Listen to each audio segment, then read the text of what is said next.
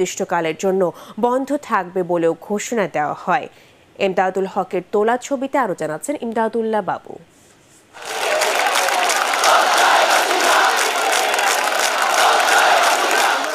বৈরী আবহাওয়া উপেক্ষা করে ঢাকা বিশ্ববিদ্যালয়ের কেন্দ্রীয় শহীদ মিনার এলাকায় জড়ো হতে থাকেন ছাত্র জনতা।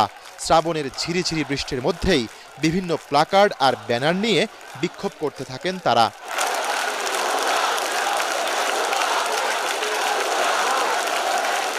বিকেল নাগাদ কানায় কানায় পরিপূর্ণ হয়ে ওঠে কেন্দ্রীয় শহীদ মিনার। জনস্রোত ছড়িয়ে পড়ে উত্তরে শাহবাগ এবং দক্ষিণে চানখারপুল পর্যন্ত। এরপর সেখানে আসেন বৈষম্য বিরোধী ছাত্র আন্দোলনের সমন্বয়কেরা।